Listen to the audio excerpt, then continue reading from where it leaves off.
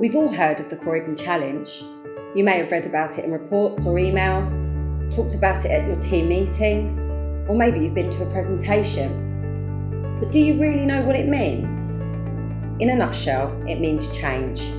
Change for all of us. And sometimes that's difficult to explain.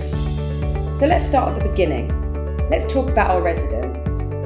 With over 360,000 people living in Croydon, it's no surprise that the council provides a long list of services, from emptying bins and sweeping the streets, to providing healthcare, maintaining dozens of parks, and supporting some of the most vulnerable people in our borough. Everything we do is about changing our residents' lives for the better. The good news is, because we deliver these services so well, more people want to live and work in Croydon. But the more people that live here, the higher the demand for our services. Finding a way to prioritise our residents' needs and always deliver the best outcomes for them at a time when our funding is being reduced creates our Croydon Challenge. See, while we deliver £1.1 billion of services every year, most of that money comes from central government grants which are being cut.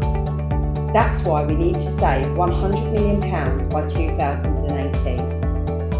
In the past, we tried to save money by salami slicing, chopping away at what we had until we were left with an affordable chunk. That's why we're approaching the Croydon Challenge differently. We're looking at what outcomes we are trying to achieve to become more effective, not just more efficient. There's a simple equation that helps us to do this. We look at the outcomes our residents rely on first and then work backwards. That way, we can see where we could use our existing resources more effectively. Let's take adult social care for example. We know that our most vulnerable residents need the most support, so can our health, housing and benefits teams work together better and make it easier for people to get the help they need? Can we use new technology to cut down on forms and paperwork, saving everybody time and money? Or what about working with our communities? Can the council offer more support to community groups so that vulnerable adults can get help, advice and care from the people around them? Because by helping our residents to help themselves, we can focus our resources where our expertise and support is really needed. It's these questions we need to ask ourselves if we're going to tackle the Croydon Challenge. We need to radically change the way we do things and redesign what we, as an organisation, are here to do. In some ways, we've been doing this for some time by moving more services online, making it easier for people to do business with the council at a time that suits them. So, that's our aim. But how will we do it? Well, how do you eat an elephant? One bite at a time.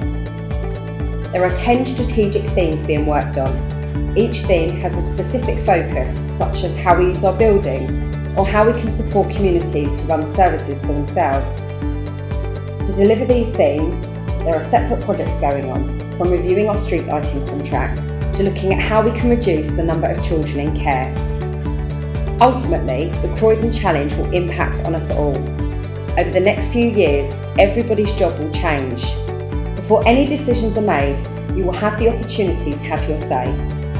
But why not get involved today by speaking to your manager, or if you haven't already, visit the Croydon Challenge intranet pages.